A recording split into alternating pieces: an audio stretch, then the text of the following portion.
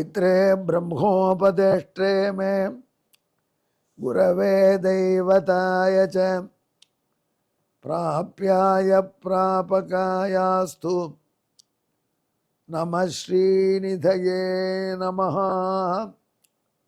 नमो वेंकटेशाय वेंकटतुறைவார்க்கு நமः।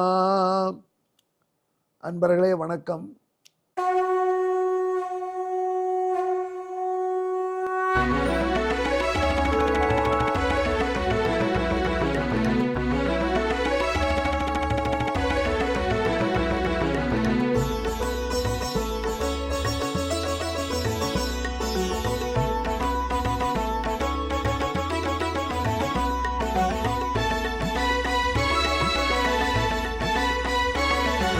सहस्रनामं सहस्रनामं श्रीवेंकटेश सहस्रनामं सहस्रनामं सहस्रनामं श्रीवेंकटेश सहस्रनामं।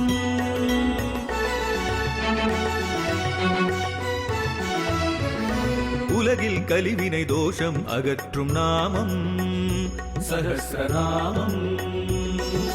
உயர்வுகளை வாழ்வில் அளிக்கும் நாமம் சஹஸ்ரநாமம். திருமலையில் தினம் அர்ச்சனை நடைபெறும் நாமம் சஹஸ்ரநாமம். திருவேங்கடனின் தரிசனம் காட்டும் நாமம் சஹஸ்ரநாமம். சகஸ்ரநாமம் சகஸ்ரநாமம் श्रीवेंकटेश सहस्रनामं सहस्रनामं सहस्रनामं श्रीवेंकटेश सहस्रनामं। இப்பொழுது நாம் திருவேங்கடத்துறையானுடைய 1000 திருநாமங்களிலே 635வது திருநாமத்தை அனுபவிக்க போகிறோம். இது உபேந்திரன் என்பது.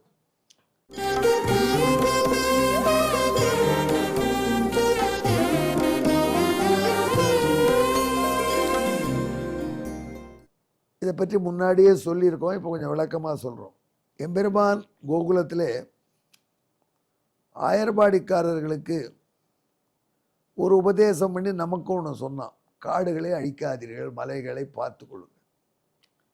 அவைகள் இருந்தால் தான் மழை இல்லை என்றால் மழை இல்லை. அதை ஒரு கதை மூலம் நமக்கு உணர்த்தினான். நாம் அது சரியாக பாடம் கற்றுக்கல. இன்னும் தேவேந்திரனுக்கு ஒரு பாடம் கொடுத்தான். தேவேந்திரன் நினச்சிட்டு இருக்கான் தான் தான் பெரிய கித்தாய்ப்பு, தேவர்களுக்கு இந்திரன், அதனால் தனக்கு எல்லாரும் பூஜை பண்ணணும், இந்திர பூஜை நடத்தணும், ஊரில் மழை பெய்யணும் அப்படின்னு அவன் இருக்கான்.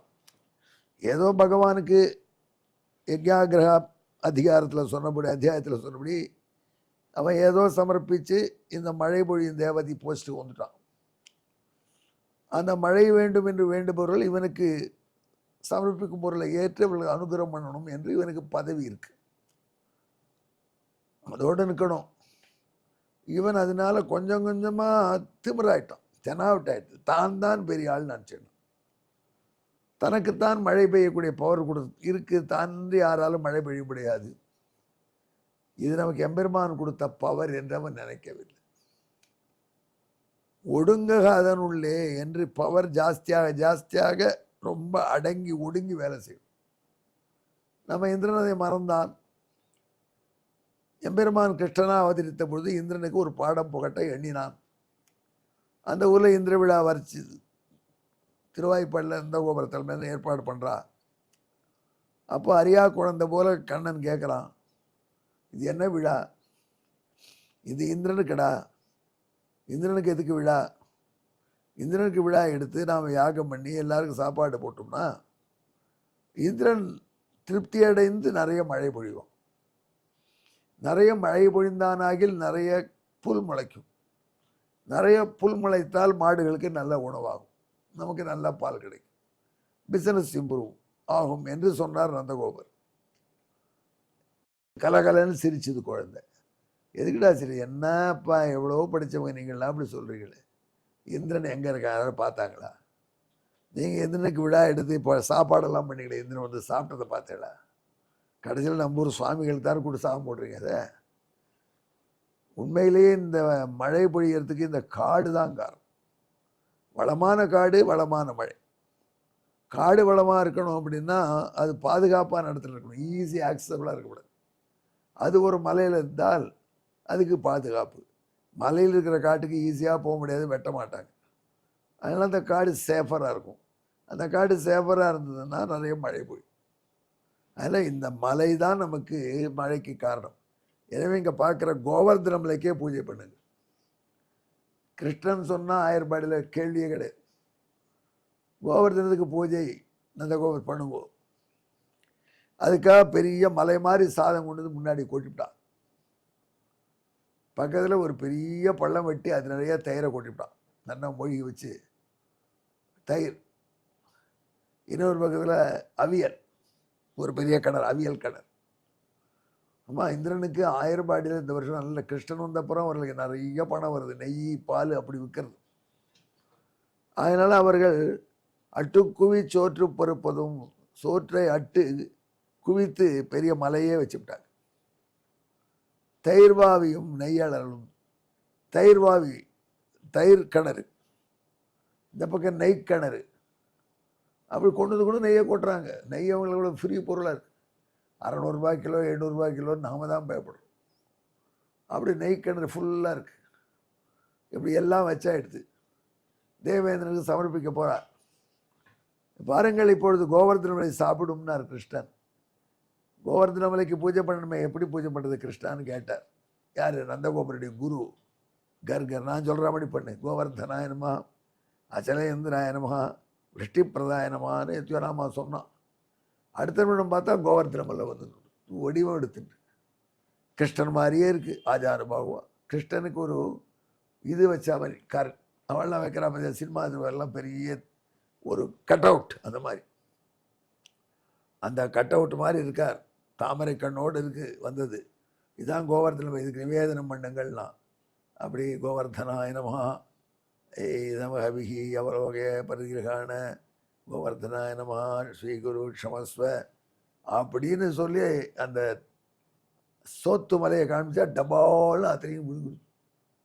அந்த காலத்து மாயாபஜார் பாடத்தில் கண்டசாலா வந்து கடவுத் காய்ச்சனா சாப்பிட்ற மாதிரி. அடுத்த வினாடி தயிர், குழம்பு, ரசம், கரமிது, லட்டு. லட்டு ஒரு அப்படி நழுத்தி வச்சிருக்கா, ஒரு பெரிய மலை மாதிரி. அப்படிங்கிறது கோவர்தன மலை. அதை அப்படியே சாப்பிட்ரும். பாக்கி கிடையாது. முன்னெல்லாம் பூஜை ஆகிடுச்சுன்னா எல்லாருக்கும் பிரசாதம் கிடைக்கும். நீ வாங்குறியா, நான் வாங்குறியான்னு பிரசாதமே பாக்கி இல்லை. ஏதோ கொஞ்சம் அப்படி தெரிச்சு வச்சிருக்கு. அப்படி எல்லாத்தையும் சாப்பிட்டுட்டு பார்த்தேளா. கிருஷ்ணன் கிருஷ்ணன் தான். அவன் சொன்னபடி மலைக்கு பூஜை பண்ணால் எப்படி ஸ்வீகரித்ததுன்னு எல்லாரும் சொன்னால், இதையும் வானத்திலிருந்து பார்த்துருக்கான் தேவேந்திரன். வந்தது கோபம். இப்படியா மாயம் பண்ணி நம்ம பூஜையை தடுத்து நிறுத்திவிட்டான் கிருஷ்ணன். இவனுக்கு ஒரு பாடம் போட்டுவோம் என்று நினச்சான் தேவேந்திரன். அதனால் மழைகளை கூட்டான், பிரளயகால மழைகளை. கோகுலத்தில் பெய்யுங்கள். பிரளய காலத்து மழைனா ஆலாங்கட்டி மழை, ஐஸ் கட்டி டொப் டவுன் வருது. மேலே விழுந்தால் ஐஸ் கட்டி எப்படின்னு பார்த்தா தெரியும். சுருன்னு குத்துறது. மழை வந்த பொழுது ஆயிரப்பாடி ஜனங்கள்லாம் ஆகா எவ்வளோ ஆனந்தம், கிருஷ்ணன் சொன்னபடி பூஜை பண்ணதுக்கு பலன் கிடைச்சதேன்னு நினச்சா, ஐயோ இப்போ ஆபத்தான இருக்குது, எங்கேயோ தங்கிறது இந்த மழையில், அவள் கூரையெல்லாம் இந்த மழையை தாங்காது. அப்போது பகவான் எந்த கோவர்தன மலைக்கு பூஜை பண்ணதுனால உங்களுக்கு இந்த ஆபத்து வந்து நினைக்கிறீங்களோ, அந்த கோவர்தன மலையை வைத்தே உண்மை காப்போம் என்று சொல்லி அந்த கோவர்தன மலையை அப்படி குழந்தைகள் பம்பரை தப்பிட்டு இருக்கிறாம எடுத்து பிடிச்சான். எல்லாருக்கும் உள்ளே வாங்க வரட்டான். மேலே மழை சோன்னு மழை பெய்யுறது. உள்ளே எல்லாரும் கிருஷ்ணனை சுற்றி நிற்கிறான். அப்போது கண்ணபிரான் அப்படி கண்ணை சுழட்டி பார்த்தா பகல் ராத்திரி வருது, சூரியனை சந்திரனும். உடனே பெண்கள்லாம் தளிகை பண்ண ஆரம்பிச்சிட்டாங்க. அரிசி கிரிசிலாம் கொண்டு வந்து போட்டா உள்ள. கிருஷ்ணன் பாவம் ஒண்டியாக கொடையாக கோவர்தன மலை பிடிக்கிறாண்டி.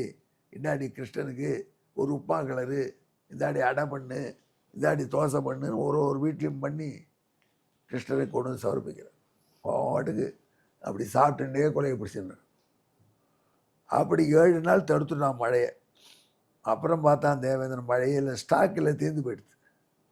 அதனால் தேவேந்திரன் தப்பை உணர்ந்து இவனோட போட்டி போட முடியாது, தேன கோருகதி ஸ்பர்திதும்னு ஓடி வந்து மன்னித்தருள் கிருஷ்ணா அப்படின்னா. அப்போது என்னை மன்னிச்சுடு, நான் அவனுக்கு ஒரு பட்டாபிஷேகம் பண்ணேன்னு காமதேனு வைத்து பட்டாபிஷேகம் பண்ணினான். அப்புறம் கிருஷ்ணா, நான் அவனுக்கு பட்டப்பேர் ஒன்று கொடுக்கலான்னு இருக்கேன், பட்டம் சுட்டலான்னு இருக்கேன். இந்த உபன்யாசங்கள் வாழ்க்கையில் பல விசித்திரங்களான நிலைமை உண்டு.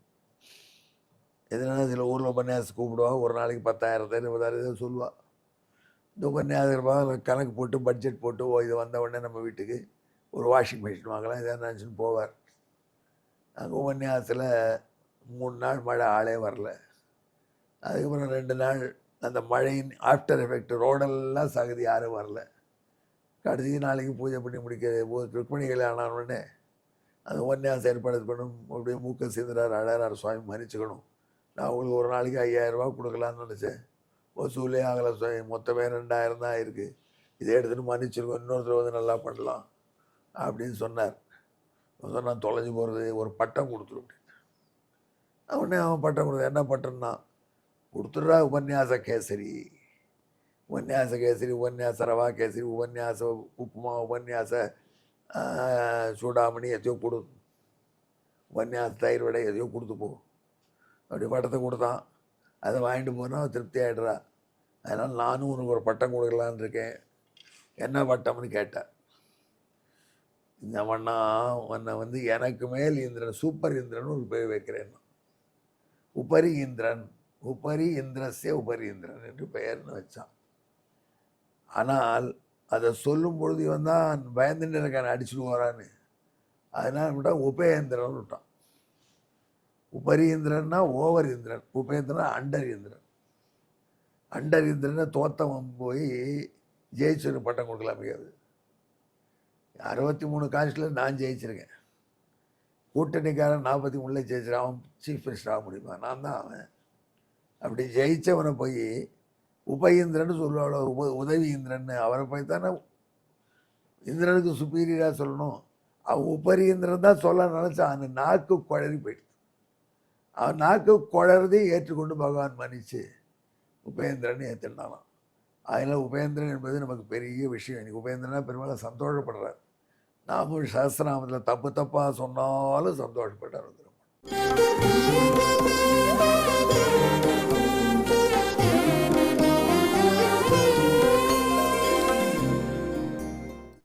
இதனால் நாரத பகவான் சொல்கிறார், ஸ்தாபயாம் யுபரி இந்திரம் தாம் சஸ்கலே திவதன்னிமம் உபேந்திரம் பிராகதேவேந்திரகா உபேந்திரஸ்தேன தத் பிரபு.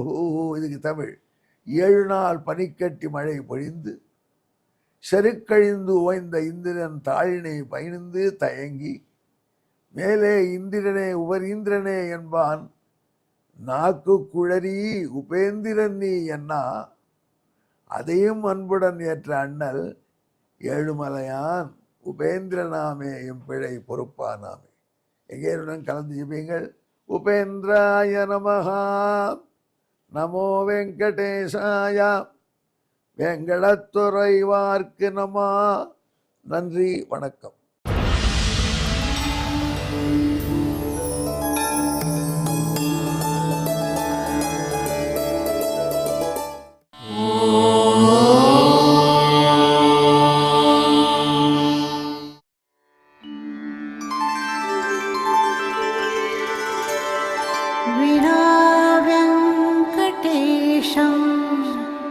ननाथो ननाथः सदा वेङ्कटेशं स्मरामि स्मरामि.